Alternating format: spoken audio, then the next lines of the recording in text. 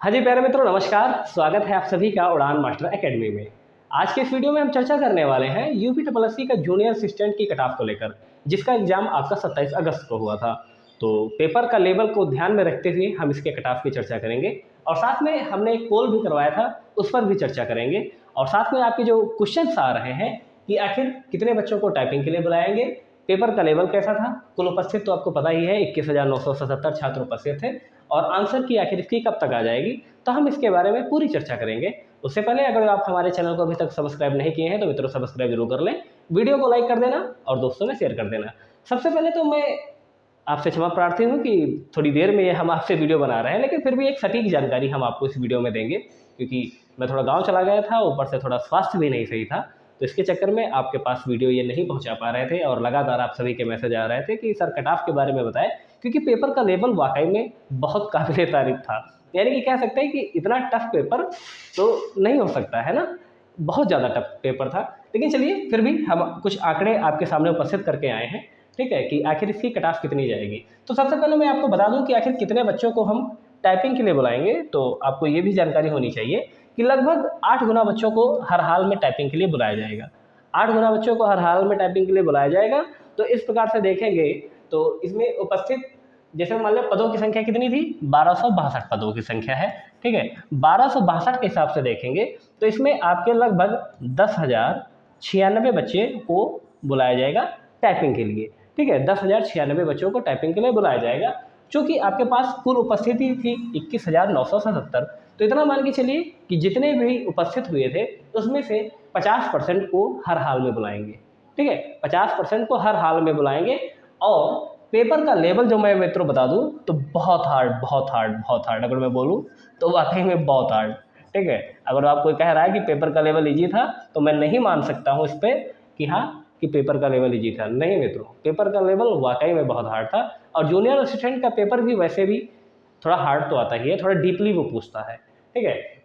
अब मैंने आपसे पूछा था, ये मैंने पोल करवाया था कि आपके कितने नंबर आ रहे हैं, तो उसमें से 65 से 70 के बीच में जो हमारे मित्रों ने बताया, 25% मित्रों ने बताया कि 65 से 70 के बीच में नंबर आ रहे हैं, और 70 से 75 के बीच में 16% के आंकड़े आ रहे हैं, 75 से 80 के बीच में 16% के आंकड़े, और 80 से 85 के बीच में 16% के आंकड़े, और 65 से जो कम मित्रों ने बताया है वो 28% है। लेकिन मुझे लगता है कि ये वाकई में सरासर झूठ है, 100% झूठ है, क्योंकि मैं मान ही नहीं सकता कि 80 से 85 के बीच में 16% के आंकड़े आ रहे हैं। नहीं मैं मान सकता भाई, क्योंकि पेपर का लेवल उतना आसान नहीं था जिस प्रकार से यहाँ पर पोल बताया गया है। तो मैं हमेशा आपसे कहता हूँ कि देखो, आप किसी को गुमराह करके, है ना, कि थोड़ी क्षणिक सांत्वना के लिए यहाँ पर अगर वो गलत पोल देते हैं तो ये वाकई में बहुत गलत बात है। आपके जितने नंबर आ रहे हैं उस प्रकार से ही उसमें वहाँ पर कमेंट किया करें, वहाँ पर वोट दिया करें, झूठ मत बोला करें, ठीक है। ये मेरी आपसे गुजारिश है, क्योंकि यहाँ पर मैं सटीक जानकारी देने की कोशिश करता हूँ, और जब इस तरह के आंकड़े आ जाते हैं तो थोड़ा बहुत ऊपर नीचे बैलेंस हो जाता है। तो अब मैं आपको बताऊंगा कि आखिर कट ऑफ कितनी जाएगी।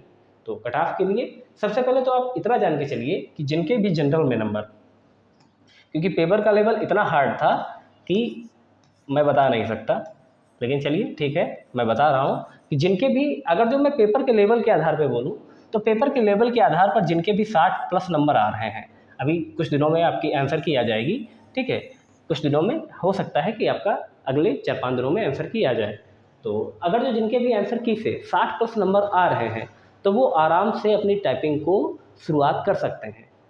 हो सकता है आप में से बहुत से मित्रों का टाइपिंग पहले से ही तैयार होगा, लेकिन अगर जो आपका टाइपिंग नहीं तैयार है तो 60 प्लस जिनके भी हैं वो आराम से बहुत अच्छे से बहुत सीरियस होकर टाइपिंग के लिए तैयारी स्टार्ट कर दें, क्योंकि टाइपिंग के लिए ज़्यादा मौका आपको नहीं मिलेगा। अगर रिजल्ट आ जाएगा तो अभी से बढ़िया से तैयार कीजिए, कि अगर नॉर्मली भी आप चाहेंगे तो 40 दिनों में या 50 दिनों में, मैं कहता हूँ अगर आप बहुत सीरियस बंदे हैं तो आप 1 महीने में भी टाइपिंग सीख सकते हैं।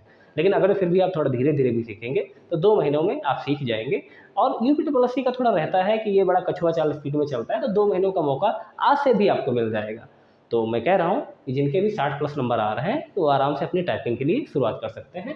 और थोड़ा जैसे मतलब कि जैसे ओबीसी है, एससी है, ठीक है, ईडब्ल्यूएस, ओबीसी जनरल को तो इसके बराबर ही मानते हैं, एससी एसटी थोड़ा कम रहेगा तो 2-3 नंबर कम मान सकते हैं आप इसमें, या 2-3 नंबर ज़्यादा भी मान सकते हैं, ठीक है, बस इससे ज़्यादा नहीं जाएगी। अब चूँकि जैसे मान लें कि यहाँ पर देखिए कि अगर जो इस प्रकार से देखा जाए कि 65 से 70 के बीच में तो 25% आंकड़े आ रहे हैं, तो ये यानी कि ये 5000 बच्चे यहाँ पे आ जाएंगे, ठीक है।